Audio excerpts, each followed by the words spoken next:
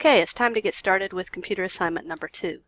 In this assignment, you're going to be focused on conducting the various t-tests that you've learned to do by hand. And you'll notice that we're using the same data set, the only difference being that we are using the data set that we edited in computer assignment number 1. So if you'll remember, we changed some of the variable names.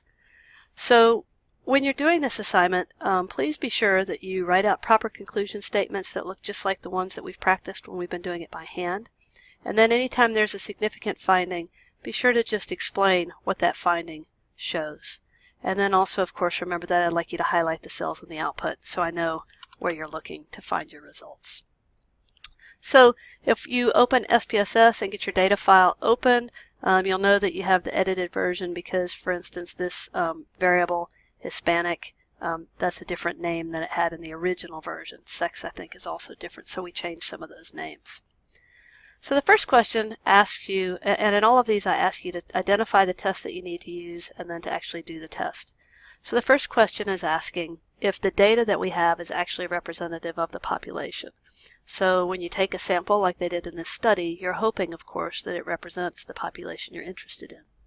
So let's imagine that we know that the average weight for 16 to 17-year-old boys, who in this data set would be identified as 10th and 11th grade boys, is 150 pounds. And we want to find out if the sample is representative. So the question is, what t-test do you use? Well, if you think about it, you're not being asked, don't get tricked here, you're not being asked to compare 10th and 11th grade boys. You're being asked to compare the boys in this sample to a population average. So this then is, and again if you would change the font that would be great, a single sample t-test. Okay, I guess the line won't stay there, sorry about that. So we're going to come over to the data set, and I guess importantly too, you need to notice that we're not doing it for everybody in the sample. We're only doing it for 10th and 11th graders. So hopefully you remember what you need to do to focus on just a subset of the sample. You're going to need to do a select cases. So we're going to come over here to the data. We're going to do data, and we're going to come down to select cases. And we're going to choose the students who are in grades 10 and 11. So we look over here and we're looking for grade. Here we found grade. We're going to click if condition is satisfied and go if here. And I guess I didn't need to highlight grade on the previous screen because I have to pick it up again here anyway. I highlight grade, I shoot it in here, and I'm going to say if grade is 10, or, that's the symbol for or, grade equals 11. So it can be either of those two grades. Remember also, now that I think about it, that this was asking a question about boys, right? So it's asking about boys who are in 10th and 11th grade. So I need to have just the boys as well. So my if statement here needs to say if grade is 10 or grade is 11, and it also needs to be true that sex is 1. Now if you forget which level sex was coded as to mean boys, you're probably going to have to cancel out of here, go back to variable view, find out which value you need, and then put that in. I think I've got it right, but I'm going to double check it before we actually run this. So I'm going to hit continue here, and I'm going to hit paste. That's going to pop me into this window. Now I'm going to go back and just check and make sure that I do have the right value for sex to get the boys. So if I click on values here across from sex, you can see that yes, 1 is coded for the males. If I'd been wrong, that's one of the nice things about pasting the syntax. I would have been able just to change this if I needed to, here and here, if I had the wrong value for sex. So I'm going to run this, and when I run this and I go back to my data file in the data view, I can see that the filter is on, and you can see there's a bunch of people X'd out here, so those are all of the girls that are X'd out. Now they're not gone forever, they're just filtered out for this analysis. Okay, so now I need to do my single sample t-test. And so I'm going to go to Analyze, I'm going to come down to Compare Means, and I'm going to do a one sample t-test. The variable that I'm interested in is weight, and I need weight at wave 1. So I'm going to just scroll down here. Again, it's a little bit hard to find, but we're generally looking for what's in these brackets out here. So we're looking for weight at wave 1. I'm getting closer, it's down here a little bit. Here it is, weight at wave 1, and I shoot that in there. And then I need to tell SPSS what my test value is. So I'm not comparing to 0, which would be strange for this one, obviously. What I'm comparing to is the population value that I was given of 150. So I'm going to paste that, come over here to the syntax, and you can see that I'm comparing it to a test value of 150. The variable I'm comparing is weight 1. I'm going to hit run, and here you get your results. Now what you get with the t-test is you get the descriptive information up here. So that's telling us that we had 1,133 students in the sample. Their average weight was 161.4 with the standard deviation. And you guys know what standard error is, so here's the standard error. Standard deviation divided by the square root of n. Here's where we get the results of the t-test itself. And so let me double click that so I can start changing some of the colors. So what you get here is the value of t, which you know how to solve for. It's 11.712. The degrees of freedom, 1132, which makes sense, right? It's n minus 1. And then here's the significance. So the significance is clearly much less than 0.05. So this is the first time you guys have really looked at significance tests, and it's a little bit counterintuitive. But when we solve problems by hand, we set alpha at 0.05, and we find a criterion value for t, and we compare our test value of t to the criterion value.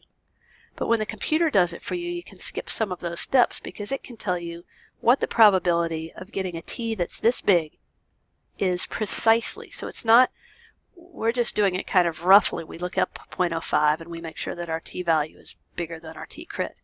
But here, we can find out what the actual likelihood of a t this big would be. And so it's incredibly small. It's less than 1 time out of 1,000. There's not even a 0.001 there. So this is the information then that we would be writing into our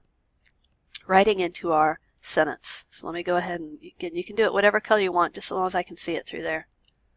Okay, so I'm going to go over here, and I've selected the cases. I've got 10th and 11th graders only and boys only, and I can write my conclusion statement here, which says the average weight of the sample of 10th and 11th grade boys is significantly, and I put that word in because I ran the test, different from that of the population. The mean for the population is 150. Okay, and so I'm going to say that t with 1132 degrees of freedom is equal to 11.71. P is less than 0.05. You could put P is less than 0.001 if you wanted to, because that's true. We can see that over there. And the only other thing that you could put that would make this a better answer would be after the average weight, you could put M equals 161.40, standard deviation equals, that's how I write it. When I'm writing it like APA style, we write it as SD equals 32.7877.